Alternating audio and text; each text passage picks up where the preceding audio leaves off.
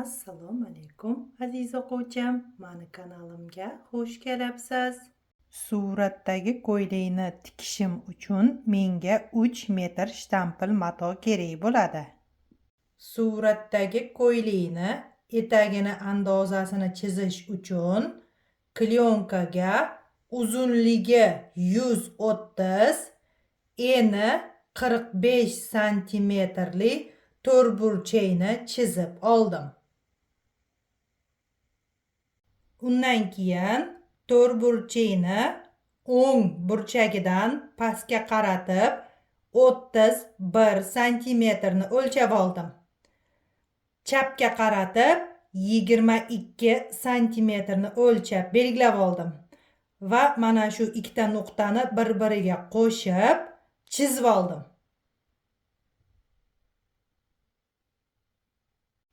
Mana shu chizib olgan chizig'imni ikkiga bo'lib oldim. Tepadan pastgacha 21 santimetr, mana bu nuqtadan bu joygacha 17 santimetrni o'lchab ikkiga bo'lib oldim.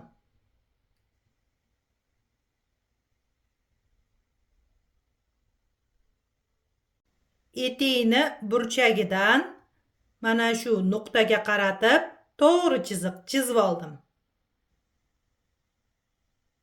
Undan keyin belli hisobini olib 1 santimetrga ichkariga kirg'azib mana shunaqa qilib chizib oldim.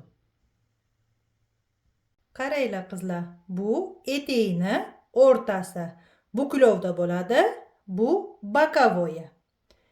Endi tepaga rezinka hisobini qo'shib chizib olaman.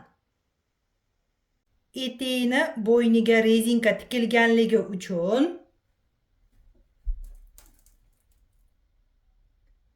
4 santimetrni rezinka hisobi qilib qo'shib oldim.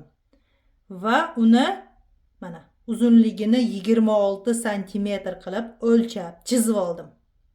Mana shunaqa qilib burchak qilib qizlar. Mana bu joyni uzunligi 23 santimetr. Shunday qilib etikni modellashtirib tayyor qilib oldim. Bo'ynini etagini chizib tayyor qilib olganimdan keyin yengini chizaman. Yengini chizish uchun mana bu burchakdan 4,5 santimetrni o'lchab oldim. O'ng tomonga qaratib 15 santimetrni o'lchadim. Va mana shunaqangi yoysimon chiziqni chizib oldim. Keyin mana shu chiziqdan 15 santimetrni o'lchab chizib oldim. Mana bu joyiga kelganda 17 santimetr qildim. Mana bu chiziqdan mana bu joygacha 7 santimetr. Shunday qilib ko'ylakni yengini chizib oldim. Qizlar, qaranglar. Agar ko'ylakni yengini kalta qilib yelkada turadigan qiladigan bo'lsangiz, mana bu chiziqgacha chizasiz. Agar tirsakkacha uzun bo'lishini xohlasangiz, mana bu chiziqgacha chizasiz. Mana bu burchakdan mana bu nuqtagacha 37 santimetr. Bu yengni uzunligi. Shunga qarab, o'zingizni xohishingizga qarab, yengni uzunligini xohlaganingizcha o'zgartirib olsangiz bo'ladi. Yengni tepasidagi manjetni mana shu o'lchamlardan foydalanib chizib oldim. Manjetni uzunligi 33 santimetr, eni 12 santimetr. Buklangan holida 6 santimetrdan to'g'ri keladi. Ko'rib turganingizdek, tikmoqchi bo'lgan ko'ylagimni andozasini modellashtirib tayyor qilib oldim. Endi siz videoni pauzaga qo'yingda skrinshot qilib oling va mana shu o'lchamlardan foydalanib, xuddi mana shu ko'ylakni andozasini chizib oling. Endi bu andozani kesib olsam bo'ladi. Modellashtirib olgan andozamni kesib tayyor qilib oldim. Ko'ynakni oldiga tikiladigan rezinkani uzunligi 17 cm, tepa qismi 15 cm. Rezinka oldi va orqaga xuddi mana shu o'lchamda bir xil qilib bichib olinadi. Rezinkani eni 1,5-2 cm bo'lishi mumkin. Undan kattasi kattalik qiladi qizlar. Keyin bu andoza 54, 52, 50, 48 razmerlarga to'g'ri keladi. Bu andozani chok haqi ichida tayyor bo'lib, matoga qo'yamanda qanday bo'lsa xuddi shunday qilib bichib olaveraman. Mana chevarchilik sirlari kitobim va chok haqi ichida bo'lgan tayyor andozalarim sotuvda Ipodrom bozorida bor. Shtampil matoni illiq suvga chayib, quritib, dazmol bosib olganimdan keyin 2 buklab ustol ustiga yoyib oldim. Undan keyin andozani qo'yib oldim. Endi ko'ylakni bichib olaman. Ko'ylakni oldi va orqa etagini bichib oldim. Ko'ylakni bichib oldim. Endi tikishni boshlayman. Ko'ylakni tikishni etigini bo'ynidagi pastelniy shofdan boshladim. Bo'yinni birinchi 1 cm qilib qaytarib oldim. Undan keyin 3 cm qilib qaytarib, tikib dazmol bosib oldim. Endi ichiga rezinkani o'tkazib tikib olaman. Ko'ylakni oldi va orqa etagini bo'yniga rezinkani tikib, mahkam qilib tayyor qilib oldim. Ichiga rezinka tikilgan bo'yin ustidan mana shunday ko'rinishda bo'ladi. Ichidan mana shunday ko'rinishda bo'ladi. Mana. Chetlarini zakrepka qilib, yaxshilab mahkam qilib tikib qo'yganman. Shunday qilib, ko'ylakni etagini tayyor qilib oldim.